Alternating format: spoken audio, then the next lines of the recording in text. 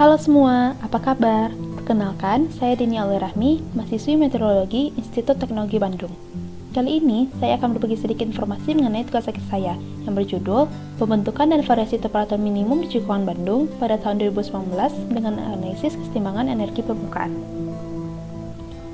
Menurut Alabi pada tahun 2013, temperatur minimum merupakan suhu terendah yang tercatat secara harian, bulanan, musiman, atau tahunan, atau suhu terendah dari seluruh catatan.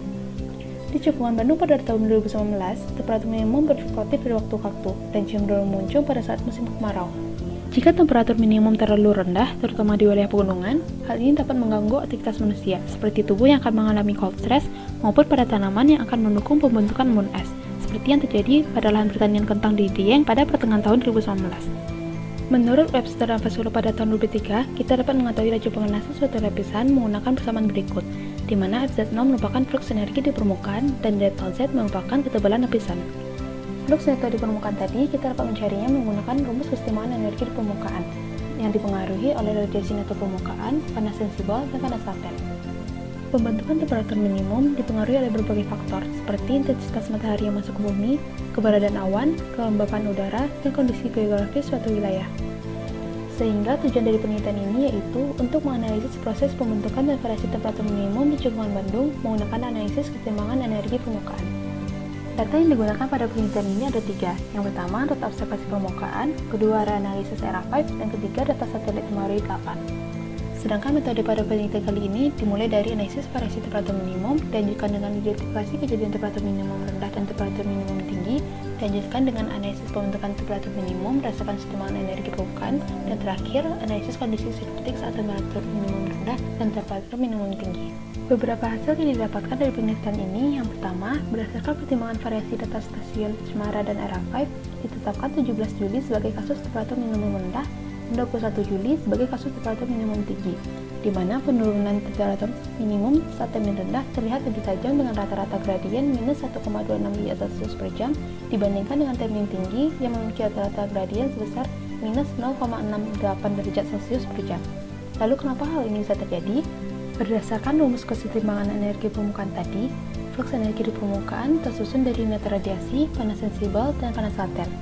Hasil plot ini menunjukkan bahwa perbedaan pada net radiasi berakibat pada perbedaan nilai fluxnya, di mana termin rendah memiliki nilai net radiasi yang lebih kecil dibandingkan termin tinggi, yang menunjukkan penurunan radiasi di siang hingga malam hari saat termin rendah lebih besar dibandingkan termin tinggi.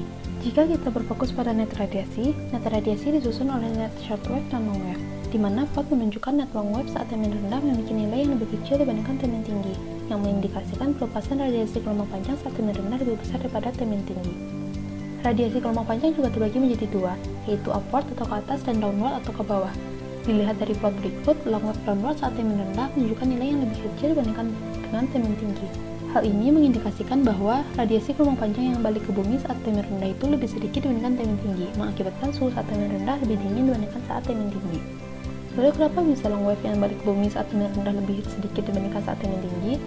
Menurut Stoll pada tahun 1988, net long wave dapat diaproksimasi dengan persamaan berikut, di mana long wave upward dapat diparametrisasi menggunakan 0,08 km per second, sedangkan untuk long wave downward umumnya dipengaruhi oleh 3 parameter berikut, yaitu tutupan awan tinggi, awan menengah, dan awan rendah, dan dominan pada awan rendah sebesar 60%. Berdasarkan plot tutupan awan rendah, termin rendah memiliki tutupan awan yang sangat sedikit, terutama pada siang hingga awal malam. Berbeda dengan termin tinggi yang memiliki tutupan awan rendah lebih banyak. Hal ini dapat dikatakan membuat long wave yang balik ke bumi saat termin rendah akan sedikit karena tutupan awannya yang juga sedikit. Jika dikonfirmasi menggunakan data Himawari, saat termin rendah memang tidak terdapat awan, sedangkan saat termin tinggi kita dapat melihat warna putih yang menunjukkan adanya awan di daerah tersebut. Berikut fitur peawanan yang lebih detail di setiap levelnya yang mendukung hasil sebelumnya, di mana terdapat perbedaan tutupan awan saat termin rendah dan termin tinggi. Tidak hanya di awan rendah, namun juga awan menengah, di mana saat termin rendah memiliki lebih sedikit awan dibandingkan termin tinggi. Jika diilustrasikan, long wave yang keluar dari bumi saat termin rendah dapat mencapai angkasa seutuhnya. Berbeda dengan termin tinggi, di mana saat long wave keluar dari bumi, hanya sebagian kecil yang dapat mencapai angkasa. Sedangkan long wave yang balik ke bumi akan lebih banyak karena keberadaan awan tadi. Lalu jika ditinjau dari kelembapan relatifnya, termin rendah memiliki kelembapan yang lebih sedikit dan cenderung kering di lapisan atasnya. Sedangkan termin tinggi menunjukkan kelembapan yang lebih banyak dan cenderung basah di setiap ketinggiannya. Kelembapan itu sendiri memiliki efek langsung dan tidak langsung. Efek langsung akan menyebabkan kelembapan dapat menyerap dan memisikan radiasi gelombang panjang, sedangkan efek tidak langsung dapat mendukung pembentukan awan. Dari beberapa hasil tadi, dianalisis kondisi sinoptik untuk kedua kasus tersebut berdasarkan variabel moisture flux dan diesel level pressure.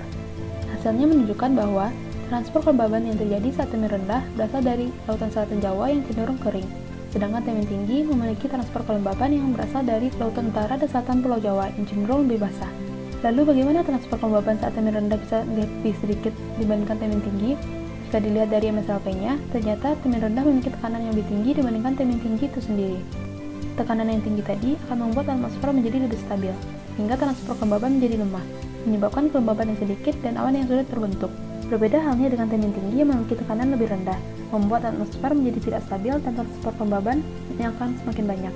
Dengan banyaknya transfer kelembaban tadi, maka kelembaban di Cipuan Bandung juga akan semakin tinggi, dan awan akan lebih mudah terbentuk, sehingga menyebabkan temperatur menjadi lebih hangat.